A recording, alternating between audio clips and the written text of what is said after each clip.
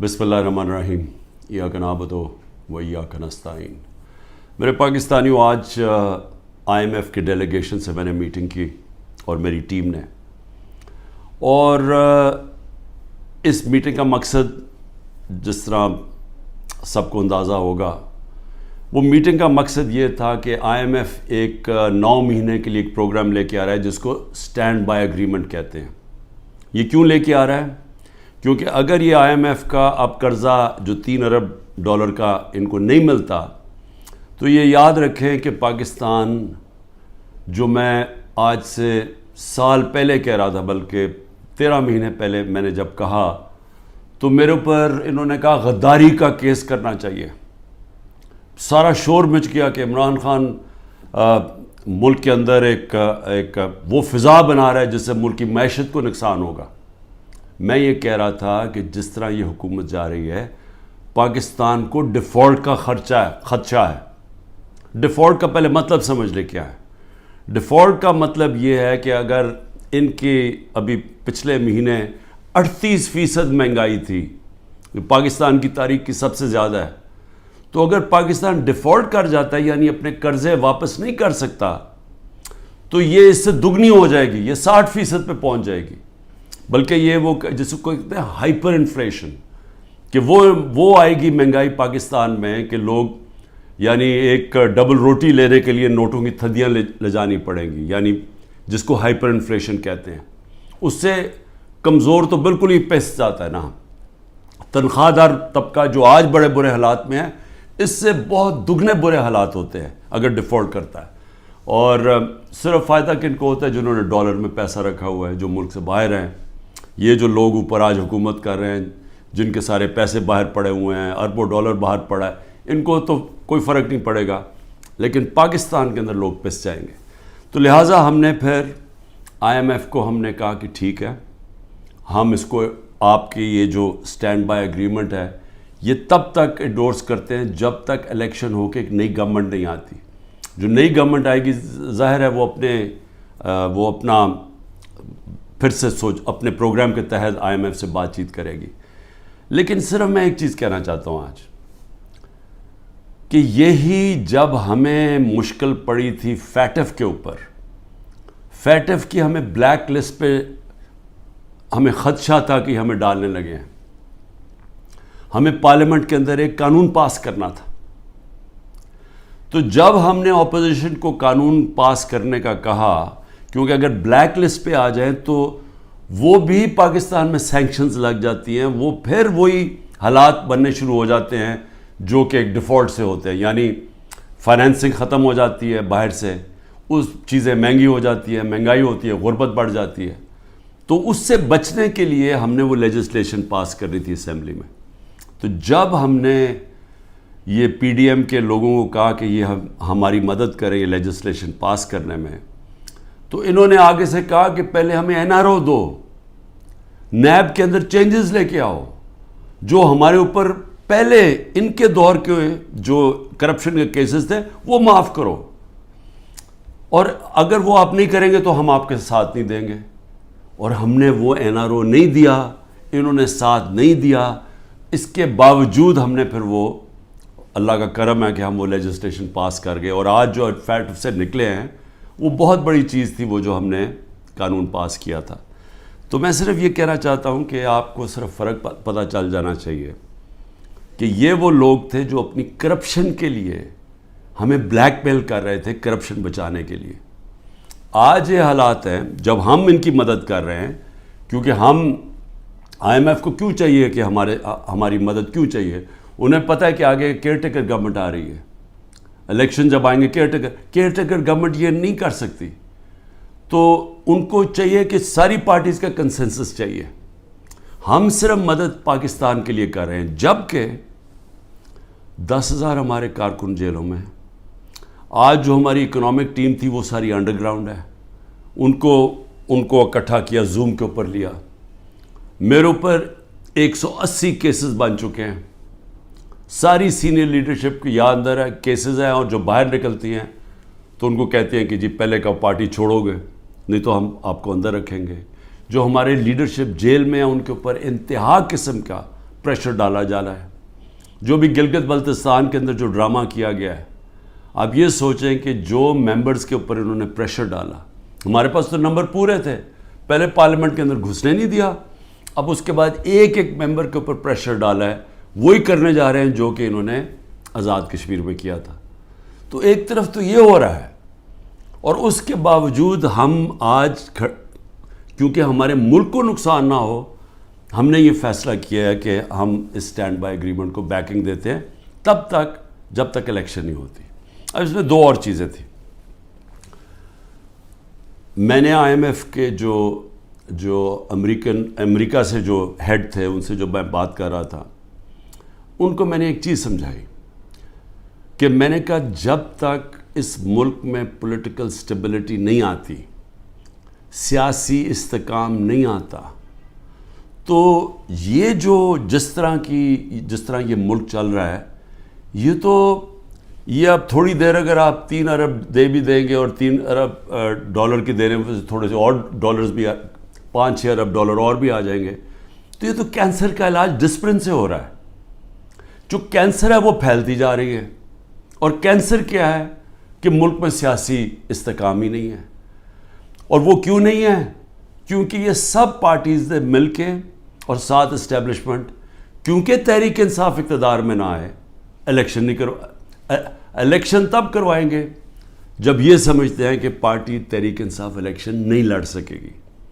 جب ان کو اوپر اتنا دباؤ ڈالیں گے, اس کو اس طرح کرش کریں گے کہ جب وہ بالکل الیکشن نہیں لڑ سکے گی تب الیکشن کروائیں گے. میں آج اپنی قوم کے سامنے کہنا چاہتا ہوں کہ یہ جب سے رجیم چینج ہوا ہے, جب سے ہماری گورنمنٹ گرائی ہے, تب سے کوشش کر رہے ہیں پارٹی کو ختم کرنے کی.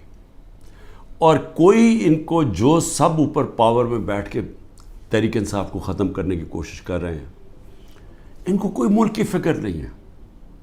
انہوں نے جو پاکستان کی معیشت سے کیا, میں آپ کو پھر کہتا ہوں دشمن بھی نہ کریں.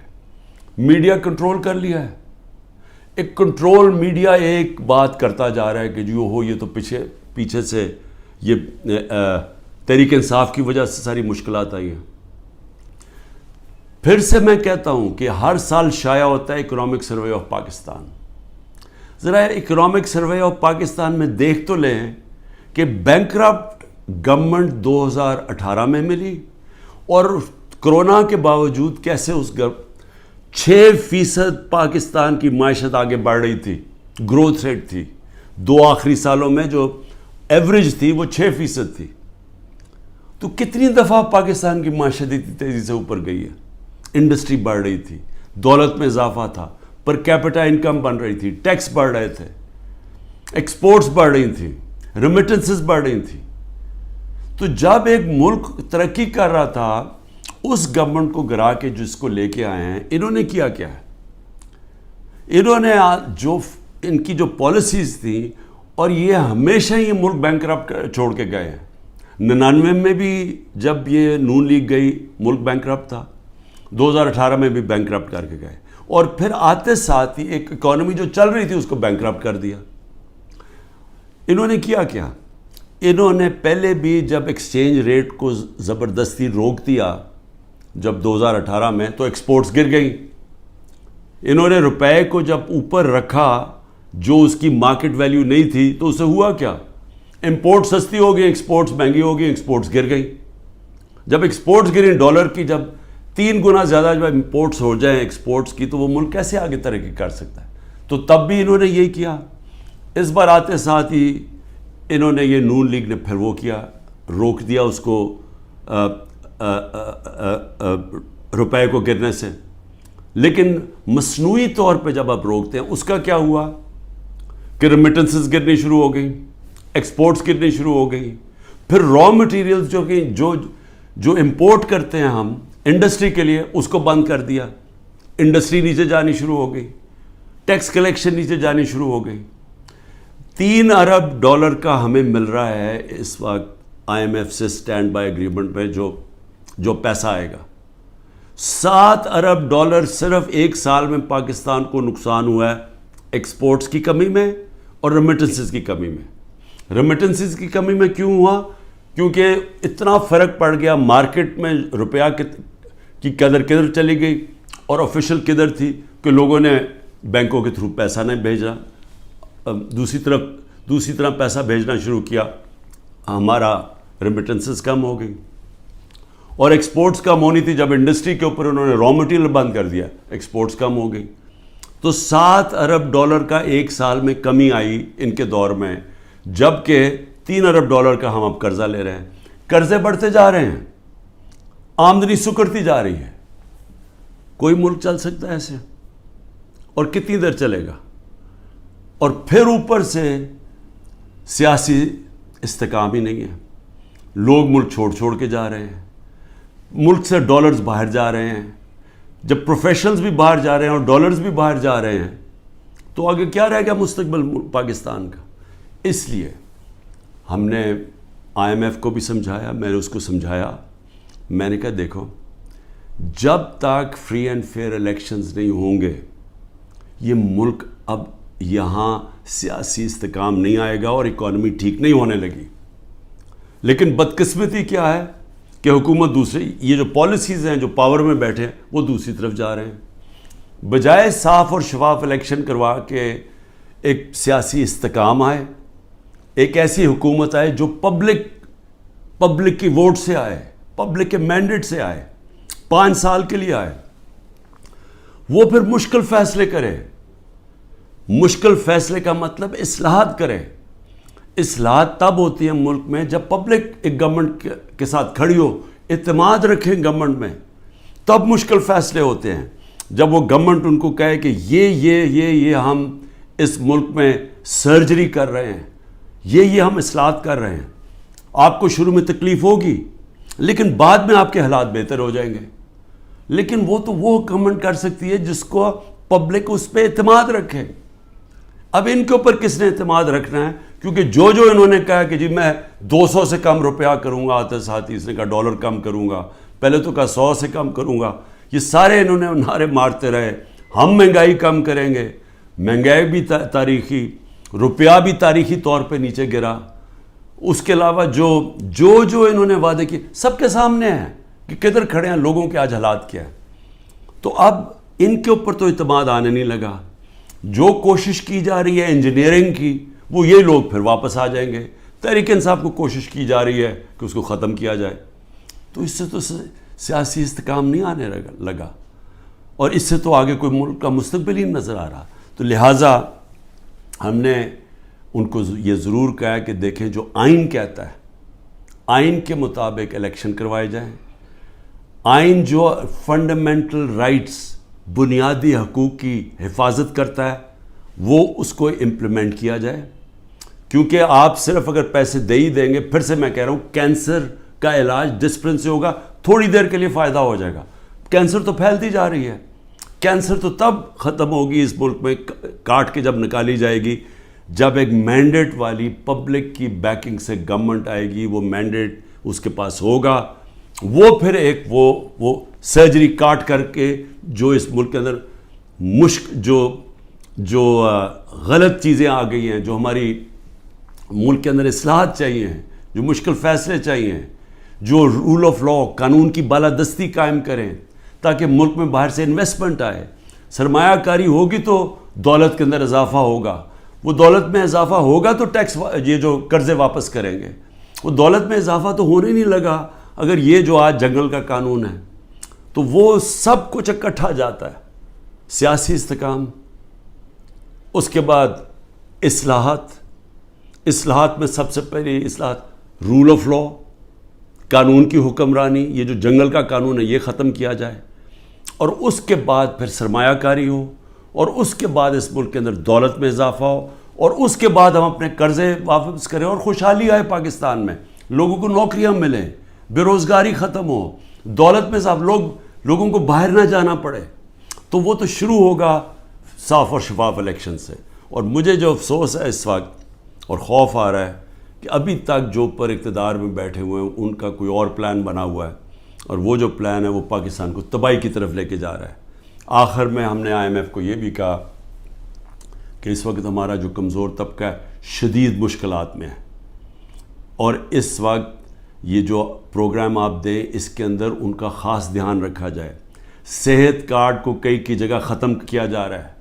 یہ ایک اتنی بڑی نعمت ہے غریب لوگوں کے لیے, مڈل کلاسز کے لیے, سفید پوش کے لیے, کہ اتنی مہنگائی کے اندر کم از کم ان کا علاج وہ جائیں تو کم از کم وہ جو ہمارا صحت کارڈ کہ 10 لاکھ روپے تک ان کو کسی بھی ہسپتال میں علاج ملنا چاہیے, اس کو رول بیک کیا جا رہا ہے.